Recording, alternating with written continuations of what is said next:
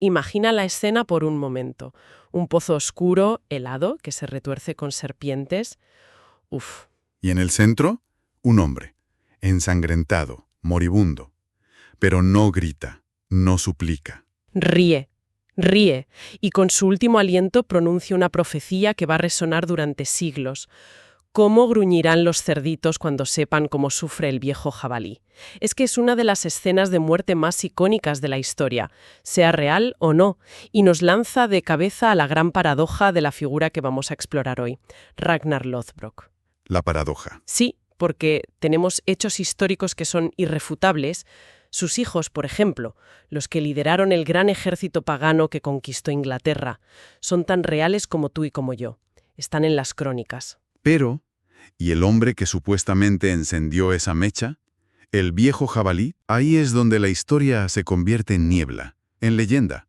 Ragnar habita en esa fascinante zona gris entre un personaje histórico real y un arquetipo mítico.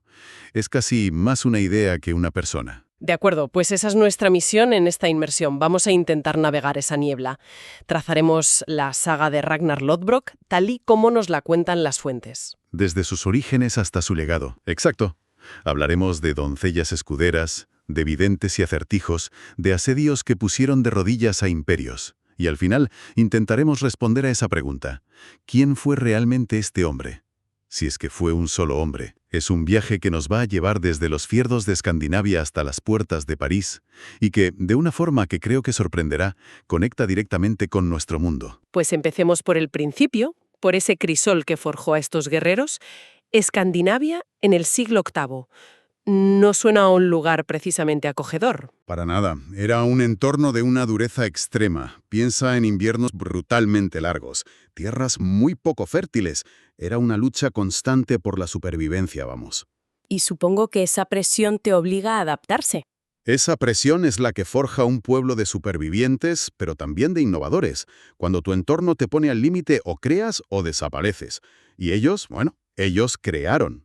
Y su creación más famosa, la que les permitió proyectar su poder por todo el mundo, fue el Drakkar, el barco vikingo. Sin duda.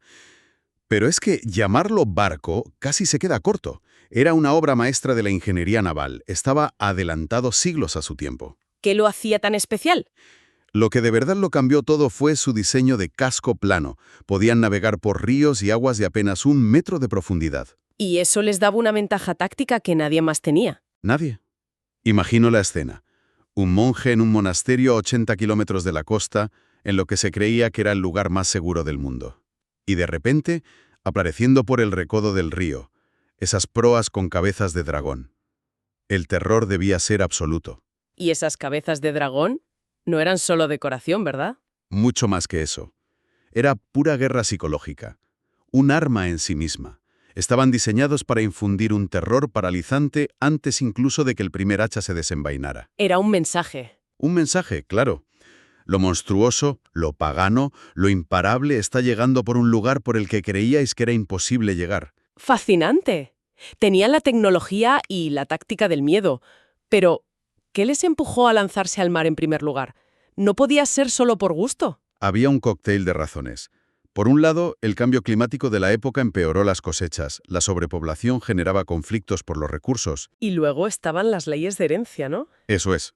El primogénito se lo llevaba todo, dejando a los hijos menores sin tierras y sin futuro. Su única opción era buscarse la vida afuera, normalmente con una espada en la mano. Supervivencia y ambición, los motores habituales de la historia. Sí, pero si conectamos esto con el panorama general, el motor más potente era su cosmovisión, su religión. El Valhalla. Exacto. La creencia en Odín, Thor y, sobre todo, en el Valhalla. Morir en la cama, de viejo, era una vergüenza. El objetivo vital era morir en combate, porque esa era la única forma de que las valquirias te llevaran al gran salón de Odín. O sea que no es que no temieran a la muerte. Es que la buscaban.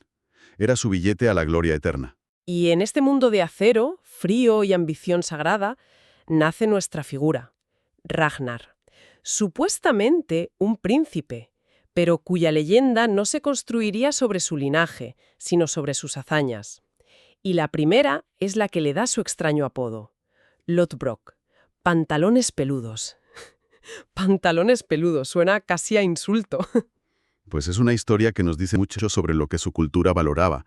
Un Jarl local tenía una hija, Tora, a la que le regaló una pequeña serpiente. Pero la serpiente crece y crece. Hasta convertirse en un monstruo. En un Lindworm, un dragón que aterroriza la región. Y el Jarl promete la mano de su hija a quien mate a la bestia. Y aquí es donde esperaríamos que el héroe se lanzara con su espada y ya está. Pero Ragnar no hace eso. La saga nos muestra a un estratega. Se prepara. Confecciona unos pantalones y una túnica con pieles, los hierve en brea para impermeabilizarlos y luego los cubre de arena. Creando una especie de armadura primitiva para protegerse del veneno del monstruo. Exacto. No es fuerza bruta. Es ingenio. Así que el apodo de pantalones peludos no es un insulto, es un título honorífico. Sí. Es un homenaje a su inteligencia. Exacto. Desmonta por completo el estereotipo del vikingo como un simple bárbaro. Esta historia es una celebración de la preparación y la estrategia por encima de la fuerza. Ragnar gana porque es más listo, no solo más fuerte. Mata a la bestia, se casa con Tora, pero ella muere joven. Y aquí es donde entra en escena una de las mujeres más formidables de toda la mitología nórdica, Lagertha, la doncella escudera. Una figura que, fíjate, durante siglos los historiadores consideraron pura fantasía literaria. El cronista Saxo Grammaticus nos cuenta que las mujeres de su familia, incluida Lagertha, fueron forzadas a la servidumbre. Pero se rebelaron, se vistieron como hombres y tomaron las armas. Y Lagertha era la más feroz de todas. Saxo dice que volaba por el campo de batalla como una loba. Ragnar se enamora de ella al verla luchar. Y su forma de cortejarla es, bastante directa. Directa. Es una locura. Para poner a prueba a sus pretendientes, Lagertha había puesto un oso y un perro guardián gigante en la puerta de su casa. Una forma eficaz de filtrar a los candidatos no deseados, desde luego. Vamos, que el té traído flores no parece que fuera a funcionar. La solución de Ragnar para conseguir una cita fue matar al oso con su lanza y estrangular al perro con sus propias manos. Una forma inolvidable de causar una primera impresión. Se casan, tienen hijos, pero Ragnar eventualmente la abandona. Y lo increíble es que Lagertha no se desvanece en la historia. Se casa con otro jefe, pero cansada de compartir el poder, lo asesina para, según las crónicas, gobernar sola. Y años más tarde, cuando Ragnar está a punto de perder una batalla crucial, ella acude en su ayuda con 120 barcos y le salva la vida.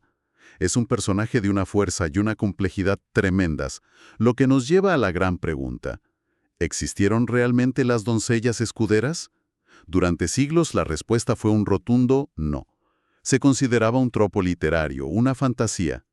Pero en 2017, la ciencia nos dio una sorpresa monumental. ¿Qué pasó? Se realizó un análisis de ADN en una famosa tumba de un guerrero vikingo de alto rango en Birka, Suecia. Estaba enterrado con un arsenal completo, 2 caballos, un tablero de estrategia, todos los honores de un general. Y se asumía que era un hombre, claro. Siempre. Pero el ADN reveló que era una mujer. Eso lo cambia todo. De repente, Lagertha no parece una fantasía, sino un eco de una realidad histórica. Exactamente. Y si Lagertha representaba el ideal guerrero, la segunda gran mujer en la vida de Ragnar, Aslaug, encarnaba el lado místico y profético. Su origen es pura mitología, hija de Sigurd el matador de dragones y de Brynhild, una valquiria. Poca cosa. Poca cosa. Cuando Ragnar oye hablar de su belleza e inteligencia, decide ponerla a prueba con un acertijo casi imposible. Le pide que acuda a él ni vestida ni desnuda, ni hambrienta ni llena, ni sola ni acompañada. Es una prueba de ingenio, de nuevo. El mismo patrón que con el dragón. Y la solución de Aslaug es brillante. Llega envuelta en una red de pesca. Ni vestida ni desnuda. Mordiendo una cebolla. Ni hambrienta ni llena. Y acompañada de un perro. Ni sola ni en compañía humana, supera la prueba con creces. Pero ella no es solo inteligente, es una volva, una vidente. Y le da a Ragnar una profecía sobre su primer hijo. Le advierte que deben esperar 3 noches antes de consumar el matrimonio, o el niño nacerá sin huesos. Y Ragnar, impaciente, no espera. Y el resultado es Ivar el Deshuesado, el más temido y brillante de todos sus hijos. El apodo ha generado un debate eterno, claro. Tenía una enfermedad real, como la osteogénesis imperfecta, que le obligaba a ser transportado en un esculo. Esa es una teoría. La otra es que era una metáfora de su increíble flexibilidad táctica, de su naturaleza serpentina y escurridiza en el campo de batalla. Mientras sus hermanos eran la fuerza bruta. Ivar era el cerebro, el estratega. ¿Y qué hermanos? Como Björn Costado de Hierro, el gran aventurero, protagonista de una de las anécdotas más increíbles de toda la era vikinga. La del asedio de la ciudad de Luna en Italia, una historia que parece sacada de la Odisea, pero con un toque vikingo, ¿eh? Totalmente. Se encontraron con una ciudad amurallada que no podían tomar por la fuerza. Así que Björn cambió de estrategia por completo. Fingió su propia muerte. Es una jugada absolutamente genial.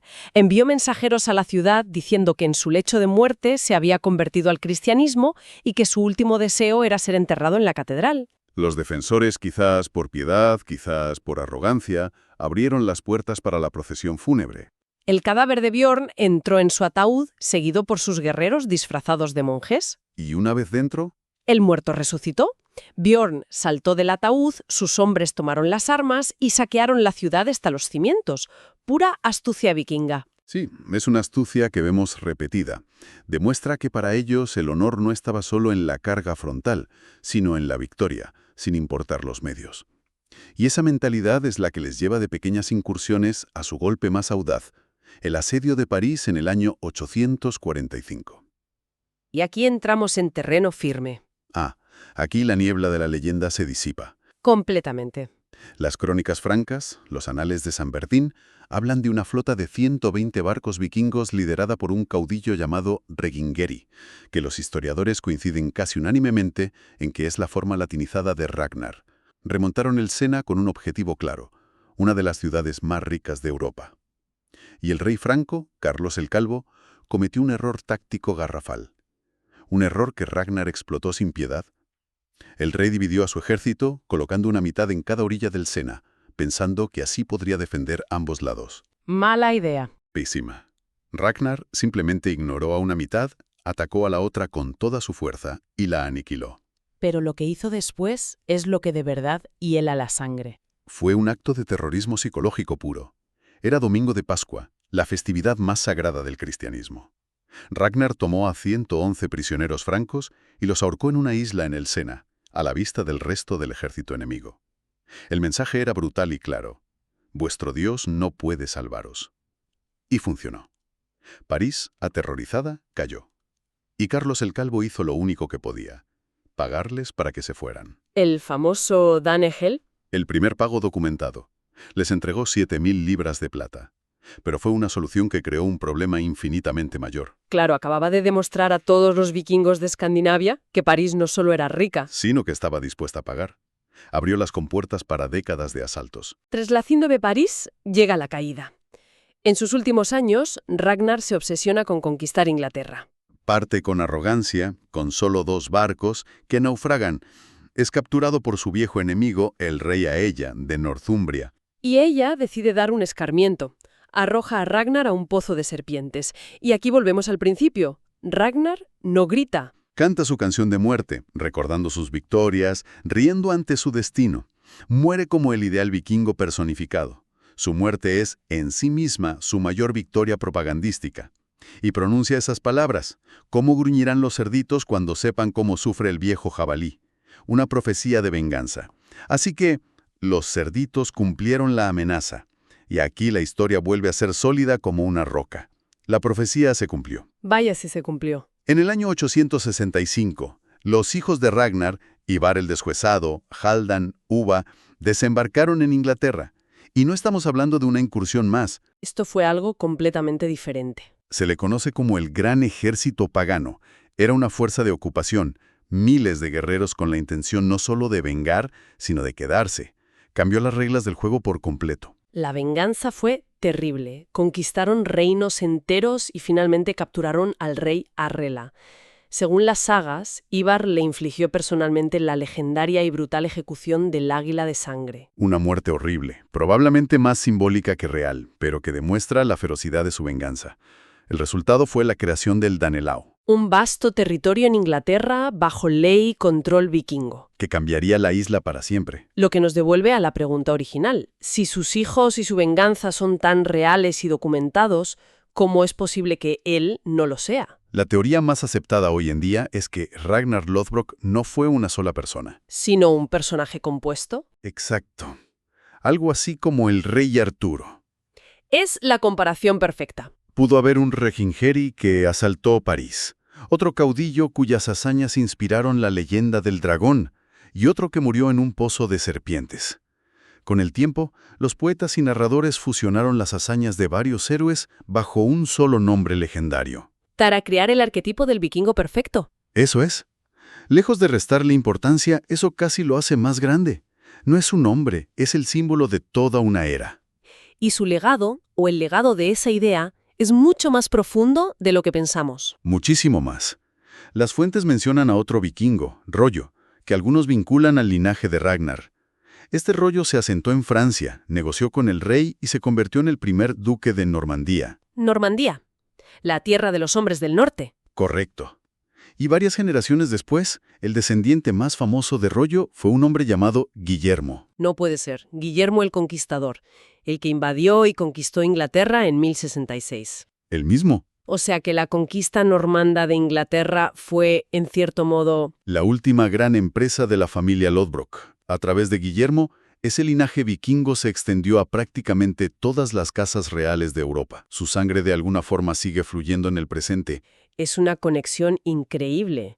Y explica en parte por qué su historia sigue resonando con tanta fuerza hoy.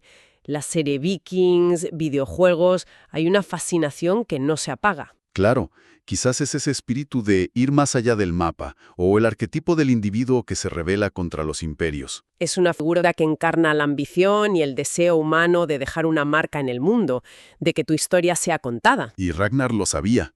Cuando moría en ese pozo, sabía que su historia no terminaba ahí. Sabía que sería contada. Y aquí estamos más de 1200 años después, todavía haciéndolo. Su victoria final no fue conquistar París o Inglaterra. Fue alcanzar la fama eterna. El Valhalla, según su propia mitología, está destinado a caer durante el Ragnarok. Pero las grandes historias... Es que se graban en la memoria colectiva. Esas son inmortales. Lo que nos lleva a una última reflexión. La saga de Ragnarok nos obliga a plantearnos una pregunta. En nuestra era de información instantánea y de fama fugaz, de historias que se olvidan en un día, ¿qué historias estamos creando que merezcan ser contadas dentro de 1000?